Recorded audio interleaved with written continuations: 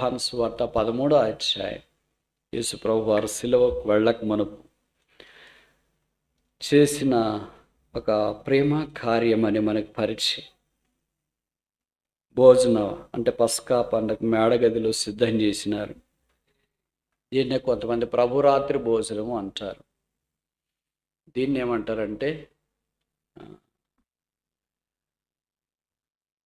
Last supper, ప్రభువారు శిష్యులతో ఆరగించిన ఆఖరి విందు అంటారు. ఇది వేరే. 1 కొరింథీ 11లో చెప్పబడిన ప్రభు బల్ల వేరే.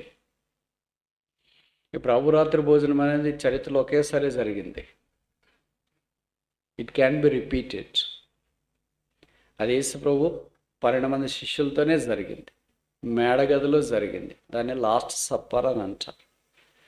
అది ఇట్స్ నాట్ లార్డ్స్ టేబుల్, అది ప్రభు బల్లగా.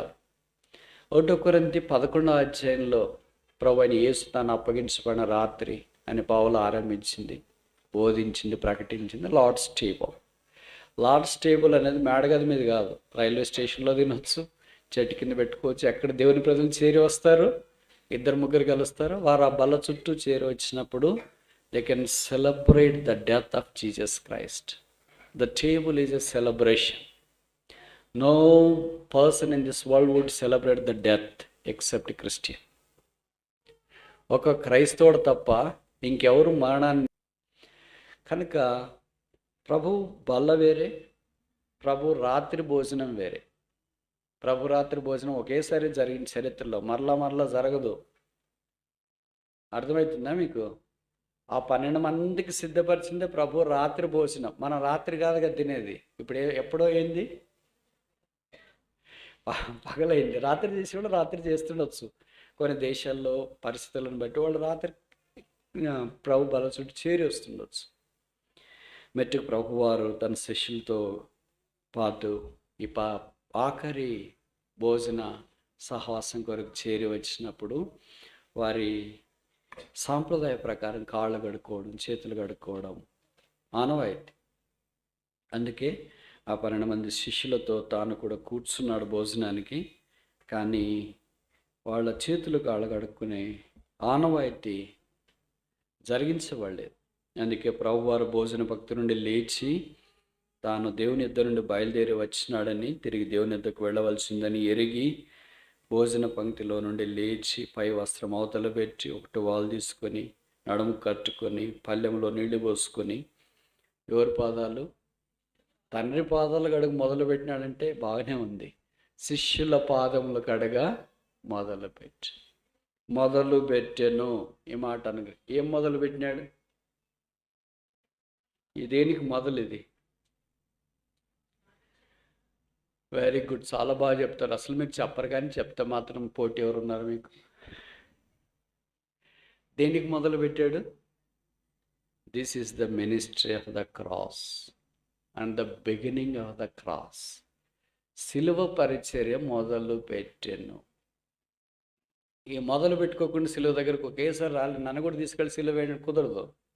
Because you are not prepared. మీకు తెలుసు కదా, దానికి ప్రిపరేషన్ ఉంటుంది. పరీక్షలు అంటే ప్రిపేర్ అయితే ఉన్నట్టుండి రేపే పరీక్షలు అంటే పిల్లలు ఏమంటారు?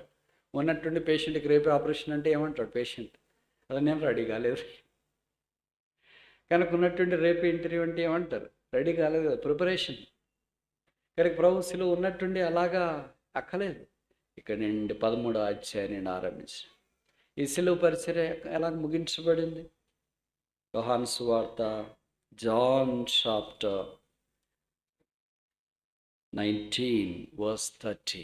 యోహాను 19:30. యేసు ఆశ్చర్యక పుచ్చుకొని చాలు, ఫినిష్డ్, టెటలోస్టాయ్ మూల భాషలో. ఎక్కడ మొదలు పెట్టినాడు? ఎక్కడ సమాప్తమైంది? ఎక్కడ మొదలు పెట్టాడు? పల్లెము నీళ్ళు తీసుకొని శిష్యుల పాదాలు కడిగే దగ్గర మొదలు పెట్టాడు. ఎక్కడ ముగించినాడు? సిలువలో ముగించినాడు. కనుక ఆయన ఆ మొదలు పెట్టింది ఏం చేస్తాడు? ముగిస్తాడు. మనం మొదలు పెట్టింది ఏం చేస్తాము? అక్కడే ఉంటుంది. వెరీ గుడ్, చాలా బాగా చెప్తున్నారు. అంత కరెక్ట్గా నా వల్ల మీరు ఎలాగ చెప్తున్నారు? నాలంటి వాళ్ళు కూడా కొంతమంది ఉన్నారా ఇక్కడ? కొంతమంది ఏంటి అందరూ వాళ్ళే అంటారా? So many things we start but we still there. ప్రభువారు అలా కాదు, ఆరంభించిన కార్యము ముగించేవాడు. ఎందుకు మనం ముగించలేమంటే చాలా పరిమితులు ఉంటాయి, మనకు చేత కాకపోవడము, ఇబ్బందులు రావడం, ఇవన్నీ మనకు ఉండొచ్చు. కానీ ప్రభు ఆ పరిస్థితులు అన్నిటి గుండా వెళ్ళాడు. Is the beginner, the great finisher. ముగింపు చాలా ప్రాముఖ్యం.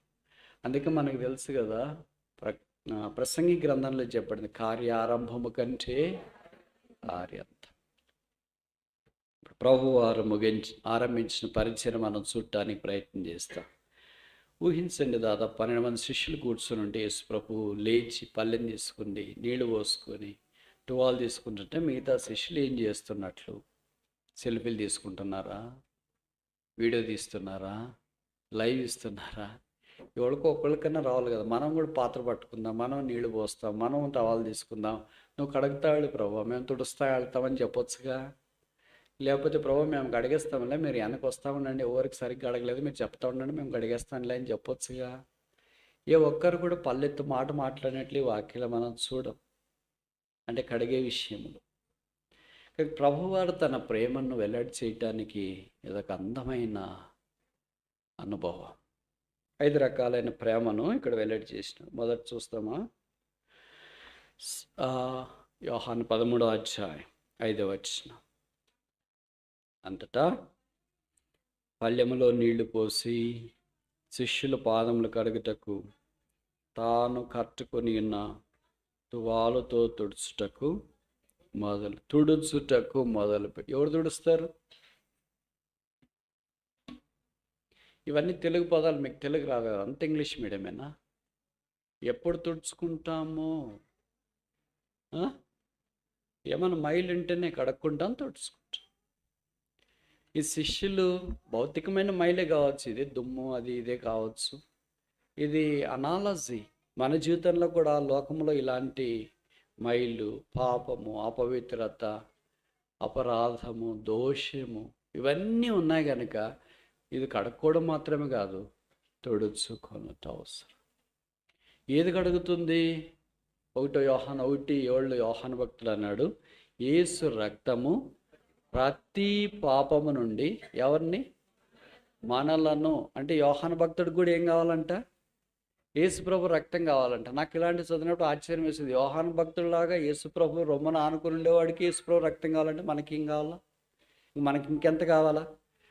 5 పుస్తకాలు కొత్త నిబంధనలో రాసిన వాడికి యేసుప్రభు రక్తం అవసరమైతే రాసిన పుస్తకాలు చదువుకోవటానికి బద్ధకమైన మన సంగతి ఏంటి?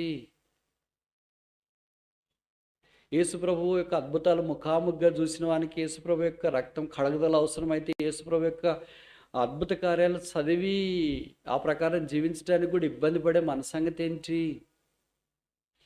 యేసుప్రభు యొక్క పునరుత్థాన శక్తిని మనసారా అనుభవించి అనేకులు క్రీస్తు వైపు మళ్లించడానికి దేవుని చేత వాడబడిన బలమైన విద్యలేని పామర్ ఇలాంటి వాళ్ళకే యేసుప్రభు రక్తము అవసరమైతే మన సంగతి ఏంటి? ఇలాగ ఆలోచిస్తూ వెళ్తే బహుశా మనం అంటే మీరు బాధపడతారు. అలాంటి వాడు ఆ రక్తపు ఊట దగ్గర అక్కడే వేసవికాలము పిల్లలు కొంతమంది బావుల దగ్గరే ఉంటారు, కాలువల దగ్గరే ఉంటారు, చెరువు దగ్గర ఉంటారు, రారు పొద్దుగుంకేదాకా. ఎప్పుడు చలి పడుతుందో నీళ్ళలోకి దిగితే అప్పుడు మాత్రం ఇంటికి వస్తూ ఉంటారు. సెలవులతో ఉదయం నుండి సాయంకాలం దాకా అలాగే ఉంటారు. అలాగే మనం కూడా రక్తపు ఊట దగ్గర అలాగే ఉండాలేమో. అంత అపవిత్రులమైన మనల్ని ఎవరు కడుగుతారు? యేసు తప్ప. ఎవరు తుడుస్తారు? యేసు తప్ప. ఎవరు తీసివేస్తారో దాన్ని? యేసు ప్రభు తప్ప. It's a cleansing love. కడిగే ప్రేమ, తుడిచే ప్రేమ, బాగు చేసే ప్రేమ.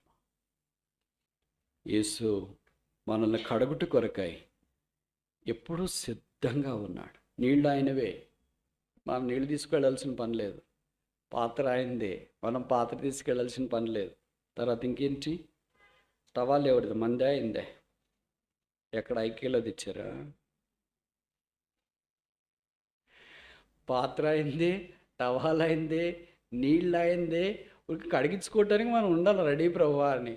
ఇది కూడా బద్ధకమైతే, ఇది కూడా సోమర్తనమైతే ఇంకెలాగ మనం బాగుపడేది? ఎలాగ మనం చక్కగా ఉంటాం?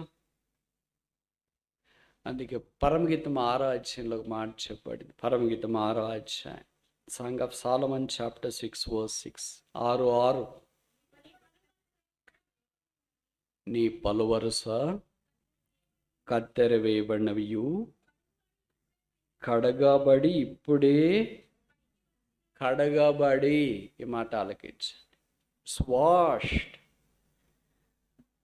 పళ్ళు వాష్ చేసుకోలేని వాళ్ళు ఎవరైనా ఉంటారా? సింహం పళ్ళు దోముకోదని స్టేట్మెంట్ ఇవ్వద్దండి. ప్రతిరోజు మనం ఖచ్చితంగా చేసుకునే పనుల్లో అదొకటి. బ్రష్ చేసుకుంటాం. బ్రష్ చేసుకోకుండా ఎవరైనా భోజనం మనకు వడ్డించినా మనం సాధారణంగా పొలైట్గా చెప్తాం బ్రష్ చేసుకోలేదు ఇంకా అని అంటాం. ఆ ఇంట్లో తల్లిదండ్రులు కూడా మనం మాట్లాడటానికి దగ్గరికి పోతే అంత దగ్గరికి రావద్దులే, ప్రేమ చూపించొద్దులే, వీళ్ళు మొదట బ్రష్ చేసుకొని రమ్మా. మనకి ఎంత పరిచయస్తులైనా ఎంత వాళ్ళైనా కడుక్కొని వచ్చేదాకా, శుభ్రంగా ఉండేదాకా మనం మాట్లాడటానికి ఇష్టం. మరి మన కడ తల్లిదండ్రులే, మన ఇంట్లోనే మన కుటుంబ సభ్యులే కడగబట్టడానికి అంత ప్రాముఖ్యత ఇస్తే, ఆత్మ సంబంధమైన వలయంలో మన పాపపు రోత జీవితాన్ని కడిగి శుద్ధీకరించబట్టడానికి ఇంకెంత ఎక్కువ ప్రాధాన్యత మనం ఇవ్వవలసిన వారమైనా. ఇంకెవరైనా యేసుని ఎరగకుండా పాపక్షమాపణ మారు మనసు పొందకుండా ఉంటే ఆన్లైన్లో ఉంటున్నా, ఇక్కడ లైవ్లో, ఇక్కడ ఆఫ్లైన్లో వింటున్నా, యేసు రక్తం ప్రతి పాప నుండి మనల్ని కడిగి శుద్ధీకరిస్తుంది. కనుక మీరెవరైనా ఎక్కడున్నా సరే ప్రభువైన యేసునందు విశ్వాసం ఉంచండి. అప్పుడు మీరు మీ ఇంటి వారిని రక్షణ పొందుతారు. రక్షణ ఆశీర్వాదమునకు ఆరంభం. రక్షణ మన క్రైస్తవ జీవితానికి మొదటి పునాది. యేసు తన వారిని ప్రేమించి అంతం వరకు ప్రేమించు. ఎలాంటి ప్రేమ ఇది? క్లెన్సింగ్ లవ్, కడిగే ప్రేమ. రెండోది చూస్తామా? యోహాను సువార్త 13వ అధ్యాయం. ఆంజేట్ జాన్ చాప్టర్ 13 verse 8. యోహాను సువార్త 13వ అధ్యాయం 8వ వచనం. పేతురు, నీవెన్నడూ నా పాదములు కడగరాదని ఆయనతో అనెను. అందుకు యేసు, నేను నిన్ను కడగనీయడలా నాకు నీతో. కనుక కడగుట కొన్నిసార్లు అంటే పేతురుకు మానవరీత్యా ప్రభువు కదా, ఆయన నా పాదాలు కడగడం ఏంటి అని అనుకొని, ప్రభు నా పాదాలు కడగొద్దు అన్నట్టుగా వారిస్తున్నాడు. కడగబట్టడానికి ఇష్టమే, కానీ వేరే వాళ్ళు కడిగితే పర్లేదు, కానీ యేసుప్రభు కడిగితే ఎలా కడిగించుకోవాలని అనుకున్నాడు. అందుకే వారిస్తుండే ప్రభు అన్నాడు, if I do not wash the యీ have no part with me. నేను నిన్ను కడగని ఎడలా నాతో నీకు. మనం కూడా కడగబడకుండా ప్రభుతో పాలు, ఇదే కదా బలలో పాలు పొందుట. ఆయనతో మనం ఎలాగ పాలు పొందుతాం? ఒక కుటుంబ సభ్యులుగా మనం ఉండలేవు. నేను నన్ను తోముకున్నావు కనుక, తోముకోమన్నావు కనుక నేను ఇంట్లో నుండి వెళ్ళిపోతానంటే, భార్య ఎలాగంటే, భర్త ఎలాగంటే, పిల్లలు ఎలాగంటే, who will stay in the home? అప్పుడు ఎవరు ఉంటారు ఇంట్లో? కనుక ఏం చేస్తున్నారంటే ప్రజలు, వారు ఆరోగ్య సూత్రాలకు ప్రాధాన్యత ఇచ్చినట్లుగా ప్రభు ఆత్మీయమైన సూత్రాలకు ప్రాధాన్యత ఇవ్వాలని కోరుతున్నారు. ఆత్మీయమైన సూత్రాల్లో ఇదొకటి. ఏంటంటే ఆయన మనల్ని కడుగుతూ ఉన్నప్పుడు నిరాకరించక కడగబట్టడానికి ఇష్టపడాలని కోరబడుతున్నా. ఇంకా ప్రభు చివర్లో అన్నాడు, నేను నిన్ను కడగని ఎడలా నేను నీవు. ఇక్కడ రెండు ప్రాముఖ్యమైన విషయాలు మనకు జ్ఞాపకం చేయబడుతున్నాయి. It's a correcting love. ఇది మనల్ని సరిచేసే ప్రేమ.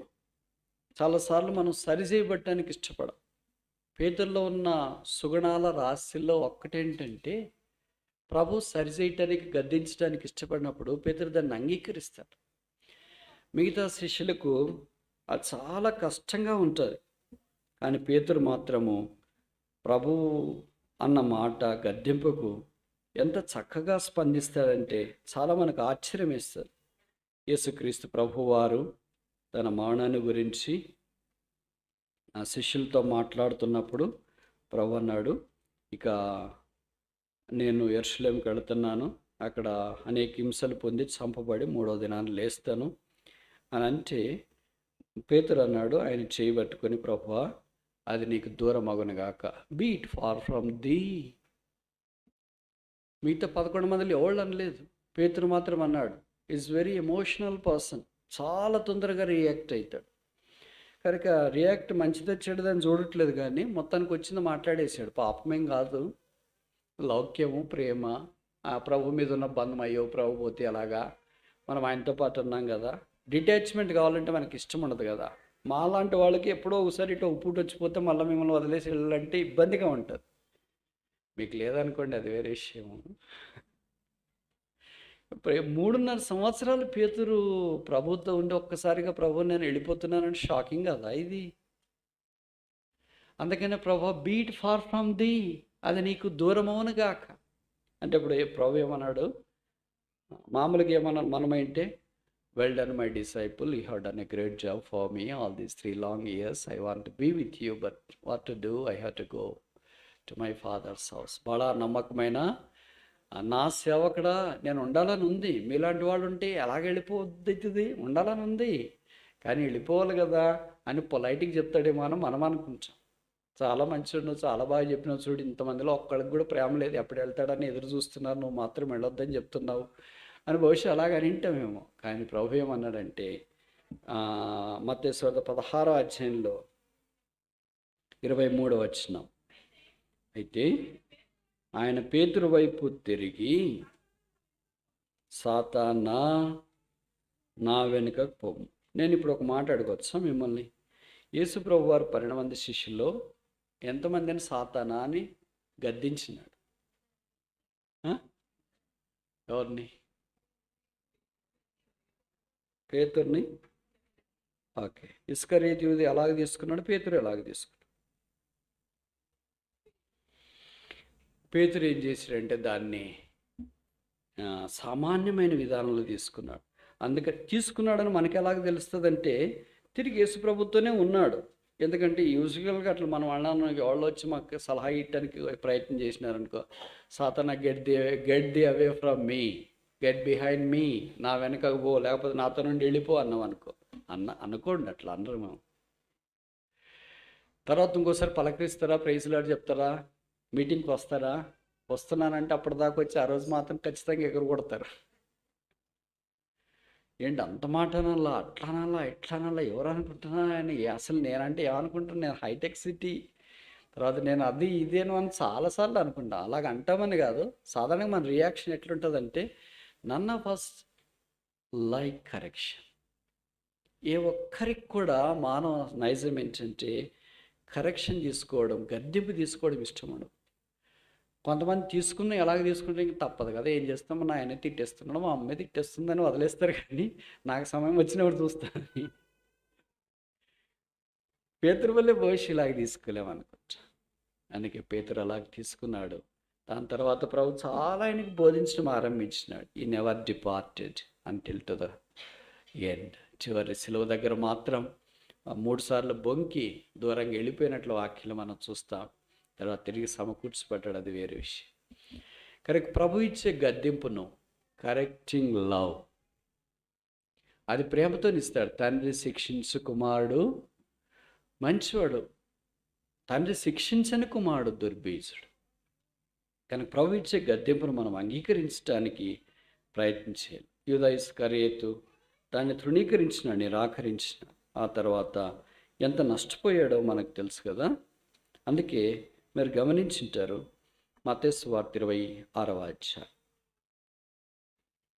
Matthew chapter 26. అమ్మా నేను వచనం చెప్పానా? ఓకే, చదవండి. మీకు ప్రభు ఆత్మ ద్వారా ఎలాగ నడిపింపు వచ్చిందో అది చదవండి. 14వ వచనం.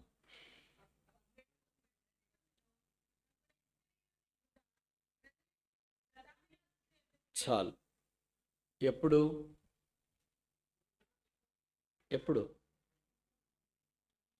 తెలుగు బైబిల్ ఉన్నోళ్ళు చెప్పు, మిగతా వాళ్ళకి కష్టమేమో. అప్పుడు ఎప్పుడప్పుడు పై సందర్భం ఏంటి? ఇక్కడ యేసుప్రభు వారు బేతనీలో కుష్ఠరోగి అయిన సీమోను ఇంటికి వెళితే ఒక స్త్రీ మిక్కిలి విలువగల అత్తరుబుడి తీసుకుని వచ్చి ఆయన భోజనానికి కూర్చుంటే దాన్ని పగలగొట్టి ఆయన తల మీద పోసింది. శిష్యులు చూచి కోప్పడి, ఎందుకమ్మా ఇంత వేస్ట్ చేసేవే, దీన్ని అమ్మేసి బీదలకి ఇవ్వచ్చుగా అని మాట్లాడారు.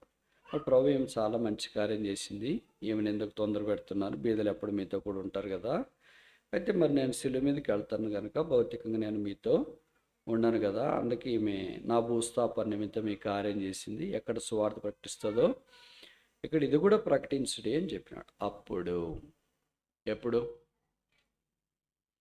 శిష్యుల మాట ప్రభు నిరాకరించినప్పుడు, అమ్మా శిష్యులు 9వ వచనం, దీనిని 8వ వచనం, శిష్యులు చూచి చాలు, వై ఈజ్ దిస్ వేస్ట్, ఈ నష్టం ఎందుకు. 10వ వచనం చివరి వరుస, ఈమెను మీరేలా తొందర పెట్టుచున్నారు. ఈ చిన్న చిన్న మాటలే అన్నాడు. వై ఈజ్ దిస్ వేస్ట్, ఎందుకు వేస్ట్ చేయాలా అని అన్నాడు. స్పెసిఫిక్గా కూడా చెప్పలేదు, ఏంటి యూదా ఇస్కరియోతు ఎందుకు వేస్ట్ అయ్యా అని చెప్పలేదు పేరు పెట్టి. అలాగే ఇక్కడ కూడా యూదా ఇస్కరియోతు ఎందుకయ్యా ఆమెని తొందర పెడుతున్నా అనలేదు, అందరితో పాటు అందరూ ఉన్నారని గుంపులో చెప్పేశాడు. కానీ అప్పుడు ఇది ఈయన ఏమనుకున్నాడంటే, గుమ్మడికాయల దొంగ అంటే భుజం పట్టుకున్నాడు. అందుకని ఎవరినంటే నన్ను తప్ప, నేనే కదా ఇదంతా చూసుకునేది. అందుకని అప్పుడు it doesn't like the correction, ఆయనకి గద్దెంపు ఇష్టం లేదు. అందుకని ప్రభు వారిని అప్పగించట కొరకై పూనుకున్నట్లు వాక్యంలో మనం చూస్తాం. A person who rejects the rebuke from the God will be restless. A person who receives the rebuke will be rewarded. ఏ వ్యక్తి, ఏ విశ్వాస అయితే దేవుని యొక్క గద్దింపును అంగీకరించరో వారు కలవరంతో నింపబడి ఉంటారు. ఎవరు దాన్ని అంగీకరిస్తారో వారు బహుమానముతో నింపబడతారు. యూదా ఇస్కరియోతు కలవరంతో నింపబడ్డాడు, అందుకే బయటికి వెళ్ళిపోయాడు రాత్రి. అయితే పేతురు దాన్ని అంగీకరించినాడు, ప్రభుతో పాటు నిలబడినాడు. అపోస్తుల కార్యాలు గొప్ప అద్భుతాలు జరిగినాయి. కనుక ఎవరైనా మిమ్మల్ని గద్దించిన, ఆఫీసులో, ఇంట్లో, కాలేజీలో, మీరు పనిచేసే స్థలాల్లో అంత వెంటనే సీరియస్గా తీసుకోవద్దండి. అయ్యో బ్రదర్ సీరియస్గా తీసుకోకపోతే ఎప్పుడు తిడుతూనే ఉంటారు, వాళ్ళు మీకు తెలియదు వాళ్ళ సంగతి అని అంటారు. బైబిల్లో రాసినారు, అపోస్తలైన పౌలు అన్నాడు, షోయింగ్ మీక్నెస్ టు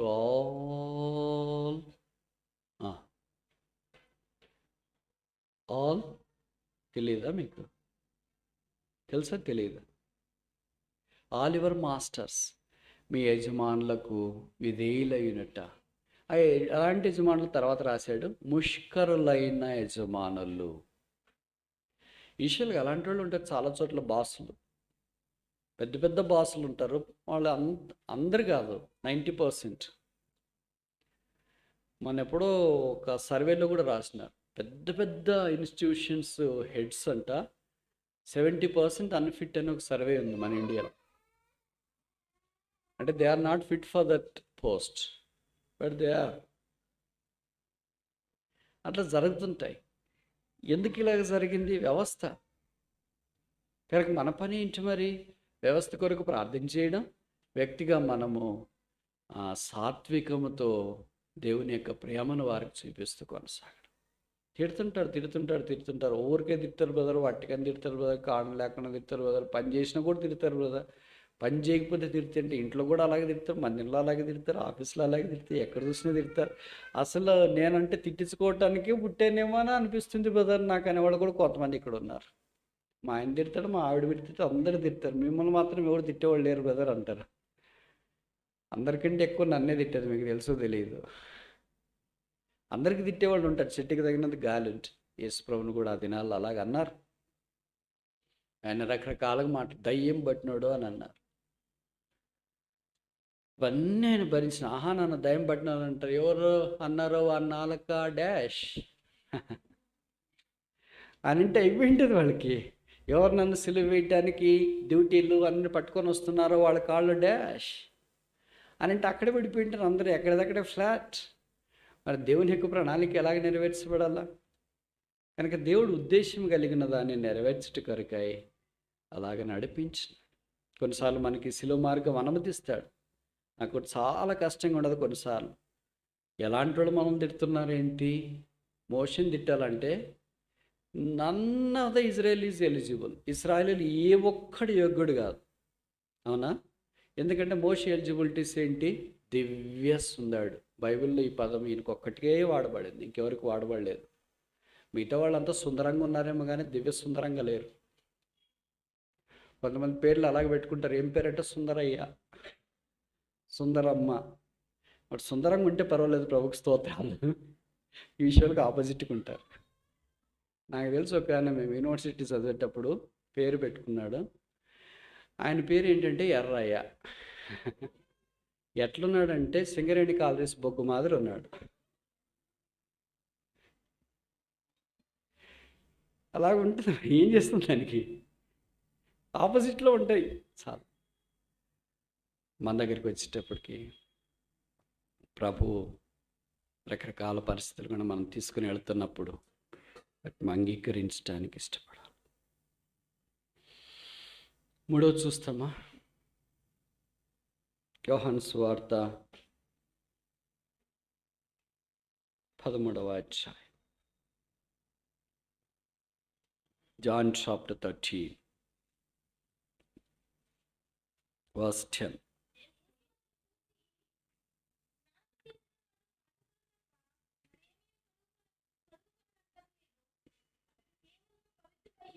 చాలు.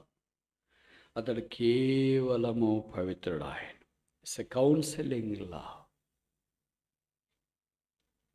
కౌన్సిలింగ్ అంటే సలహా ఇష్ట, ఆలోచన చెప్పుట, మంచి సంభాషణ తెలియచేయట, ఏం చేయాలో చూపించుట. ఇక్కడ మనకు జ్ఞాపకం చేయబడు. స్నానం చేసిన వాడు అంటే అర్థం ఏంటి? రక్షణ పొందిన వాడు. మరలా పూర్తిగా స్నానం చేయాల్సిన పని లేదు. ప్రభు బల దగ్గరికి వచ్చినప్పుడు అంతా ఇప్పుడు మనము కడగబడాలని కోరబడుతున్నాం. అది ఇప్పుడు మాత్రమే కదా, మనం ఎక్కడున్నా సరే పరిశుద్ధాత్మ దేవుడు మన లోపాలకు జ్ఞాపకం చేసిన వెంటనే మనం పరిశుద్ధాత్మ దేవుని యొక్క మాటకు విధేయత చూపించి ఆయన ద్వారా ఒప్పించబడి యేసుప్రభు రక్తంలో కడగబడ్డ అవసరం. యేసుప్రభు రక్తపు ఊట మనందరి కొరకు అందుబాటులో ఉంది కనుక ఆ రక్తపు ఊటలో మన ప్రతి పాపమును కడుక్కొని శుద్ధీకరించబడటం చాలా ప్రాముఖ్యమైన సంగతి. ప్రభు మనకి అలాగ ఆలోచన చెప్తాడు. 32వ కీర్తన 8వ వచనంలో చెప్పబడింది కదా, నేను నీకు ఆలోచన ఉపదేశము చేసి. ఆయన మంచి ఉపదేశకుడు, ఆయన మంచి ఆలోచన కర్త. ఆయన లాంటి ఉపదేశకుడు, ఆయన లాంటి ఆలోచనకర్త ఎవరున్నారు? ఆయన తప్ప. 4వ చూస్తామా? యోహాను సువార్త 13వ అధ్యాయం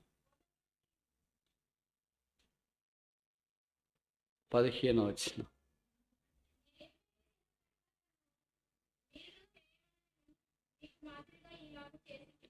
నేను మీకు చేసిన ప్రకారం మీరును చేయవలనని మీకు మాదిరి. అంటే మనం కూడా వచ్చిన క్రైస్తవుల పాదాలన్నీ కడగాలని కాదు. It's not literal sense. ఇది హృదయంలో అలాగ ఉండాలన్నమాట.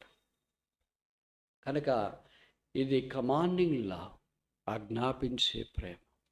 నేను అలాగ చేసి తిని. అందుకే యోహాను సువార్త 15వ అధ్యాయంలో యేసు ప్రభువు అన్నాడు, మీరు ఒకరినొకరు ప్రేమించుకుంటే నా శిష్యులని వేరే వారికి తెలుస్తుంది. మనము దేవుని ప్రేమను చూపించలేకపోతే others cannot know that we're his disciples. మనం ఆయన శిష్యులు అని ఇతరులు ఎరగరు. మనలో ప్రేమకు బదులుగా ద్వేషం, అసూయ, బహుశా ఇవన్నీ ఎక్కువ మనకు కనిపిస్తున్నాయి. అందుకే ప్రభు యొక్క ప్రేమను మనము వేరే వారికి చూపించలేకపోతున్నాం. మనకు తెలుసు కదా, మొట్టమొదట బైబిల్ చరిత్రలో ఒకే ఆజ్ఞ దేవుడు మనుషునికి ఇచ్చినాడు.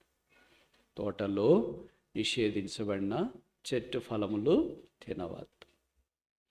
పరీక్షలో ఒకే క్వశ్చన్ ఇస్తాం, జవాబు రాయండి అంటే ఎట్లుంటుంది?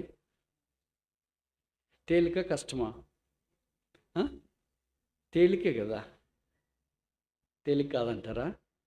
ఆప్షన్స్ ఉండాలా, చాయిస్ ఉండాలా అని అనుకుని ఎక్కువ ఉంటే చాయిస్ ఉండాలి. ఒకే క్వశ్చన్ ఉంది, ఒకే యూనిట్ ఇచ్చినారు అనుకో, దాంట్లోనే రాయండి. కాబట్టి ఏది వస్తుందో కూడా చెప్పినారు అనుకో, ఇదే క్వశ్చన్ వస్తుంది, దీనికి జవాబు రాయాలని. కష్టమా తేలిక? ఆ? అయ్యో ఇంకే మనం ఎగిరి గంతులు వేస్తున్నాం, ఎప్పుడు ఇదే పరీక్ష పెట్టండి, ఇదే టైప్ అని. కనుక ఒకే ఒక ప్రశ్న వారికి, ఒకటే ఒక ఆజ్ఞ, దాంట్లో కూడా ఓడిపోయారు మనుషులు. తర్వాత వచ్చిన మోషే దినాల్లో దేవుడు 10 ఆజ్ఞలు ఇచ్చినాడు. అంటే మామూలుగా మనం కొంతమంది అంటారు కదా, ఛాయిస్ ఇచ్చింటే రాస్తుంటే ఒకటే ఇచ్చినందుక చదువుకోపోలేదు, గుర్తు రాలేదు, డయాగ్రాములు గుర్తు రాలేదు, ఫిగర్స్ గుర్తు రాలేదు, కాన్సెప్ట్ గుర్తు రాలేదు, ఈక్వేషన్స్ గుర్తు రాలేదు. ఎవడు కనిపెట్టినాడు రా మా ప్రాణం తింటున్నాడు అలాగ అనుకుంటారు కదా విద్యార్థులు. ఆ ప్రభు వారు 10 ఆజ్ఞలు ఇచ్చినాడు. 10 దీంట్లోనైనా చేస్తారు, 10లో 5 అయినా రాస్తారా అని. మనకు తెలుసు 10లో పూర్తిగా ఓడిపోయారు వారు, అర్థం చేయలేదు. కనుక ప్రభు అన్నీ నల్లిఫై చేసి ఏం చేసేదంటే కొత్త నిబంధనకు వచ్చిన తర్వాత 2 ఆజ్ఞలు ఇచ్చినాడు. ఆ 2 ఆజ్ఞల్లో కూడా ఇదే పదము, కామన్గా ఉండే పదం ఏంటంటే ప్రేమ. Love your God, commandment number 1. Commandment number 2, love your neighbours as thyself. దేవుని ప్రేమించు, నిన్ను వలె నీ పొరుగు వారిని ప్రేమించు అంటే అది కొద్దిగా తక్కువే స్టాండర్డ్. నిన్ను వలె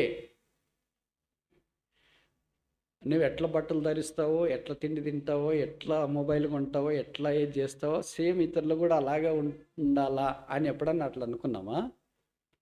మనమేమనుకుంటాం, నాలాంటి బట్టలు ఆఫీస్లో ఎవరు వేసుకోకూడదు, నాలాంటి వాచ్ ఎవరు కొనుక్కోకూడదు, నాలాంటి ఫోన్ ఎవరు కొనకూడదు, it should be only one, it's me కదా. ఎవరు ఉండకూడదు నేను తప్ప అనుకుంటా. కానీ ప్రభు ఏం చెప్పినాడు వాక్యంలో అంటే, అందరికి మీరు ఫోన్లు కొనించండి అని చెప్పట్లేదు, అందరికి డబ్బులు ఇవ్వండి అని చెప్పట్లేదు. అంటే దీని అర్థం ఏంటంటే, కాన్సెప్ట్ ఏంటంటే, we should also take into the account of the needs of others who are with us. మనతో పాటు ఉన్న ఇతర విశ్వాసుల యొక్క కొన్ని కష్టాలు మనము చేతనైనంత దాకా తీర్చడానికి ప్రయత్నం చేయాలి. ఏదో భోజనం లేదనుకో, పూట భోజనం, లేకపోతే ఏదో ఇబ్బందిలో ఉన్నారా, మనకు చేతన ఏదో మంచి చేయాలి. నేను ఇలాగ చెప్తే మీరు అనుకోవచ్చు, బ్రదర్ అలాగ మీరు చెప్తున్నారు కానీ ఎంతని అని. అవును, ద నీడీ ఆర్ లిమిట్లెస్. అక్కర కలిగిన వారి సంఖ్య అసంఖ్యాకం. Sky is the limit of the needs. కొంతమంది ఎప్పుడైనా నాతో కూడా చెప్తుంటారు, బ్రదర్ ఎవరైనా అక్కర ఉన్నోళ్ళు ఉంటే చెప్పండి అని. ఎవరైనా అక్కర ఉండేది ఏంటి brother, everywhere the need is there, it's dominating, it's dancing across the world. There are countless people who are considered to be needy. అలాగని మోసం చేసేవాళ్ళు కూడా ఉంటారు, ఫుల్గా తినేవాళ్ళు ఉంటారు, దండికి నిద్రపోయేవాళ్ళు ఉంటారు, సోమర్లు ఉంటారు. వాళ్ళు ఏం లేదన్నట్లుగా మాకు కూడా సహాయం వస్తే బాగుంటుంది, వీళ్ళని ఎలాగ చీట్ చేస్తామని చేసేవాళ్ళు కూడా ఉంటారు. అంటే క్రైస్తవ పేర్లోనే, క్రైస్తవేతర పేర్లో కాదు. విచిత్రం ఏంటంటే అలాంటి వాళ్ళకి మనం పడిపోతాం. నిజంగా అక్కరుంది నాకు భోజనం పెట్టండి అనేవాడికి, ఏం భోజనం, వెళ్ళిపో, ఎప్పుడు వస్తుంటావు ఏంటి అంట. అలా కాకుండా మన దగ్గరకు వచ్చి మాటలు చెప్పి, అక్క దేవుడిని నడిపించినాడు అక్క మీ ఇంటికి, రాత్రి పడుకునుంటే నిద్ర పట్టకుండా కళలో మీరే కనిపించారు అన్న చెప్తా, నిజమా, కూర్చోండి, రండి, భోంచేయండి, కోడి కూర అన్నీ ఫుల్గా పెట్టేసిన తర్వాత వెళ్ళేటప్పుడు, ప్రభు మాతో మాట్లాడినాడక్క మీ దగ్గరికి వెళ్ళమని. ఏమన్నా విషయము, ఏంటన్నా విషయం అంటే, ఏం లేదు, ఇంత డబ్బులు కావాలా, మళ్ళీ మీకు వెంటనే ఇచ్చేస్తాం. అలాంటి వాళ్ళకి ఇచ్చేస్తాం. వాళ్ళు నిజంగా మోసం చేయటానికి వచ్చింటారు. తర్వాత మనకు అర్థమైపోతుంది, అరే ఇంత మోసం చేసిన దేవుని పేట. వాళ్ళు వచ్చి స్ట్రైట్గా అడగరు నాకు ఇంత డబ్బులు కావాలని. ప్రభు రాత్రి మాట్లాడాడంట వాళ్ళతో. ఇలాంటి వాళ్ళు భవిష్యత్తు మీకు ఉంటారు లేదు తెలియదు, కానీ ఉంటారు ఖచ్చితంగా ఎక్కడైనా. ఒక పూట మన కళ్ళెదుటి కనిపించి ఒక ఆయన భోజనం పెట్టండి అంటే పెట్టడానికి లేదు పో అన్నాము. కానీ ఇంటికి వచ్చి డిగ్నిఫైడ్ చీటర్స్ ఉంటారు కదా, వాళ్ళు దోచుకోబట్టడానికి ఇష్టపడతారు. So many times we help not the needy but the corrupt. So many times we dismiss the needy. ప్రభు బల దగ్గరికి వచ్చినప్పుడు మన జీవితాలు మనం పరీక్షించుకోవటానికి ప్రయత్నం చేయాలి. ఇప్పుడు ఎన్ని రకాల ప్రేమను చూసినాం. మొదటిది ఏంటి? క్లెన్సింగ్ లవ్, కడిగే ప్రేమ. రెండవది ఏంటి? Correcting love. If I do not wash thee you have no part with me. నేను నిన్ను కడగని ఎడలా నాతో నీకు పాలు లేదు. మూడవది ఏంటి? Counselling love. ఏంట కౌన్సిలింగ్? కౌన్సిలింగ్? స్నానం చేసిన వాడు పాదాలు మాత్రమే కడుక్కుంటే చాలు, వాడు పరిశుద్ధుడు. కింద ఒక వచనం రాశారు, ఒక వరుస చూడండి, 13వ అధ్యాయం 10వ వచనం. మీరును పవిత్రులు కానీ, ఇది మనకు కూడా వర్తిస్తుంది. మీరును పవిత్రులు కానీ అందరూ, ప్రభుకు స్తోత్రాలు. కొంతమంది ఇక్కడ ఓకే, మీరు అందరూ పవిత్రులు కాదు, కానీ వీళ్ళు కొంతమంది అపవిత్రులు ఉన్నారు. అక్కడ శిష్యులు యూదా ఇస్కరియోతుని గురించి యేసుప్రభువారు మాట చెప్పాడేమో, మరి ఇక్కడ ఎవరి గురించి చెప్పాడిందో తెలియదు. నేనా నేనా నేనా ఇజిటాయ్ ఇజిటాయ్ ఇజిటాయ్ ఇజిటాయ్. పేరు చాలా మంచి పేరు కదా. ఏం పేరు? యూదా. యూదా అంటే అర్థం ఏంటి? స్తుతి. ఎలాంటి పేరు, ఎలాంటి వంశంలో నుండి వచ్చినాడు? Royal Regal tribe. ఆ వంశంలో నుండి వచ్చిన వాళ్ళు గొప్పవాళ్ళు, దావీదు లాంటి వాళ్ళు వచ్చినారు, యేసుప్రభు లాంటి వాళ్ళు వచ్చినారు. మీదేంటి పూల తోటలో గంజాయి చెట్టు ఉన్నట్లు, వంశానికి ఒకళ్ళు ఇలాంటి వాళ్ళు ఉంటారు అన్నట్లు, ఇంట్లో ఇలాంటి వాడు ఒకడు ఉంటాడన్నట్లు, సంఘంలో ఒకళ్ళు ఉంటారు ఇలాంటి వాళ్ళు అన్నట్లు, మనకు కూడా ఒకళ్ళు తారసపడినాడు ఇలాంటి యూదా ఇస్కరియోతు. అందుకే పేరు చాలా బాగా పెట్టుకున్నాడు, ప్రభువుని స్తుతించేవాడని. మరి నాకు తెలిసి బైబిల్ పరిచయం ఉండి 3.5 సంవత్సరాలు యేసు ప్రభుతో ఉండి ఏనాడో ప్రభువుని స్తుతించినట్లు బైబిల్లో రాయలేదు. మీకు ఏమన్నా తెలిసింటే ఆ రెఫరెన్స్ నాకు తర్వాత చెప్పండి. ఎక్కడన్నా స్తుతించినాడా, ప్రభువుని గణపరిచినాడా, స్తోత్రించినాడా, మహింపరిచినాడా? పేరేమో యూదా, కానీ నోట్లో పొరపాటును కూడా స్తుతి లేదు. అలాంటి వాళ్ళు కొంతమంది ఉంటారు. Is defiled, filthy, unsanctified, corrupt. ఆయన అపవిత్రుడిగా ఉండిపోయాడు, ప్రభు యొక్క కడుగుదల కోరుకోలేదు. కొంతమంది క్రైస్తవులు కూడా అలాగే ఉండొచ్చు. ఎప్పుడో రక్షించబడినారు, బాగా ప్రభుత్వం సాగిపోతున్నారు, రోజులు గడిచే కొలది వారు ఇంకా నాకేం కడుగుదల అవసరం అనే స్టేజ్కి వచ్చేసినారు. సున్నిత మనస్సాక్షి కోల్పోయినారు. కనుక మీరు జ్ఞాపకం ఉంచుకోనండి, ఎప్పుడైతే సున్నితమైన మనస్సాక్షి కోల్పోయినారో అప్పుడు ప్రభుతో సంబంధాన్ని కోల్పోయినామని అర్థం.